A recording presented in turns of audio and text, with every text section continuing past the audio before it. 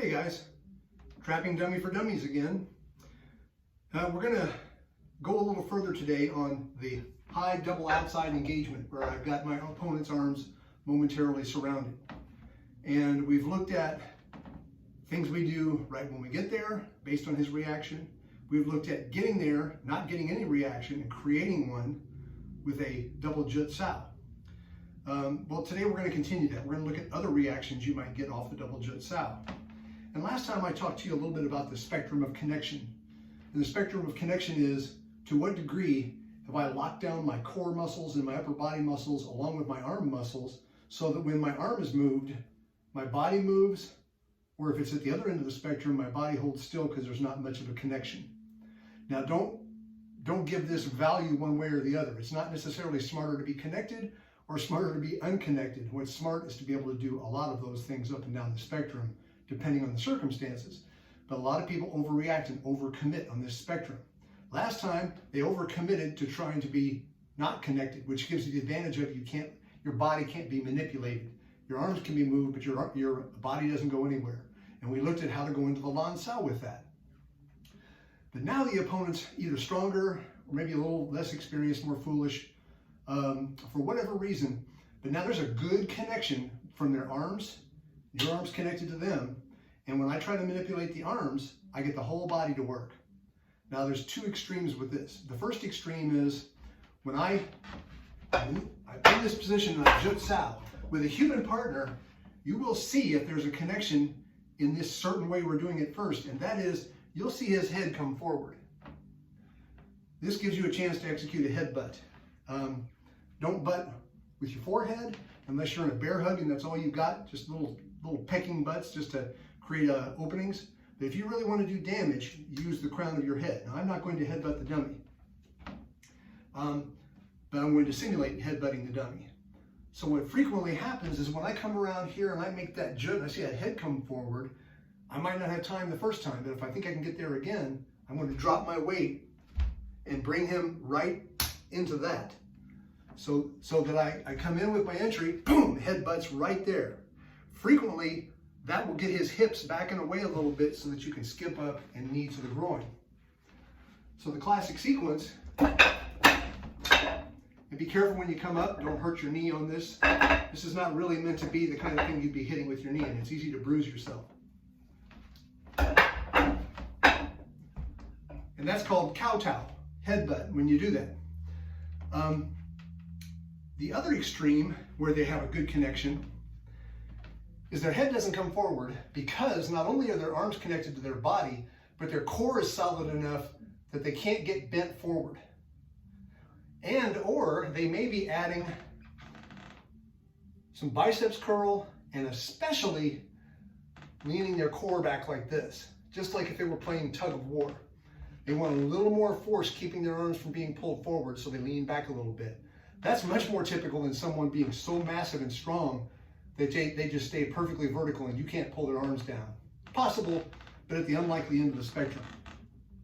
So if it is true that he's resisting this by creating extension backwards, this is a little bit exaggerated, but that's plenty. So he's kind of going like this to keep you from pulling his arms. That's perfect for uprooting. And what's going to happen in reality is, as I come in, and as he does that, his body's going back like this, my two hands are going to come around, and they're going to be underneath here and here. The triceps right near the elbows.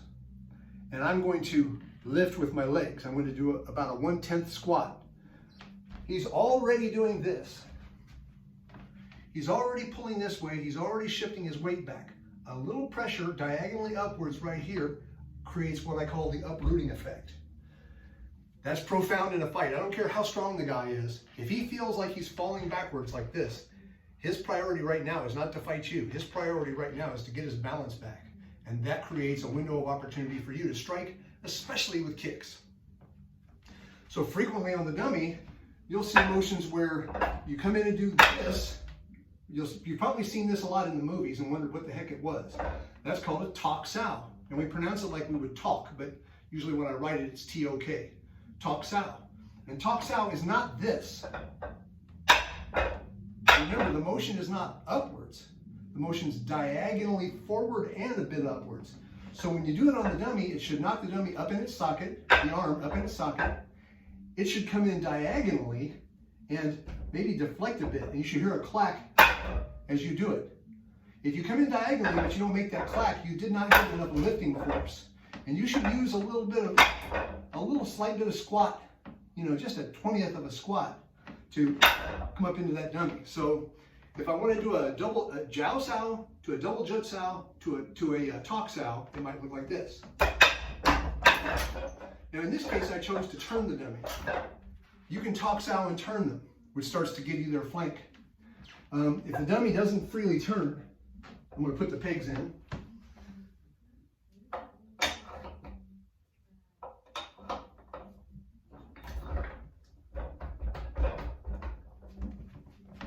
Now the dummy doesn't turn so readily.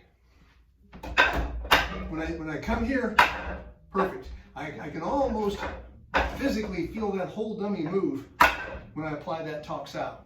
Not upwards, but diagonal. Now when I do that, usually I'll kick afterwards.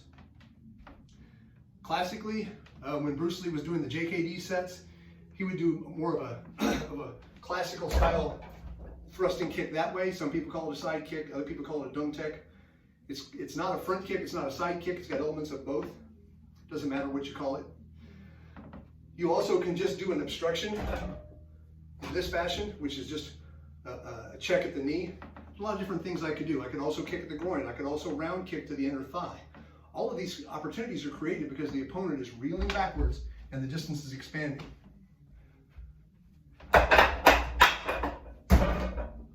Now I stayed a little too close because the wall's in my way. Let me try it on this side. That distance felt a little bit better.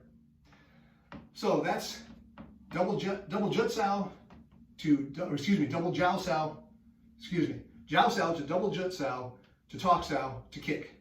And that can be done more than one way. We still are not done with techniques with the high double outside trapping sequence. So those are your two extreme versions of connected arms. Connected going this way and connected coming this way. And between those two, you can really set up a whole lot of people. This is more likely what you'll run into when someone's really intense. They're really into what you're doing or really into not letting you do what you're trying to do. So I hope you found this interesting, if not useful. Keep coming back. I'm going to make plenty more Trapping Dummy for Dummies.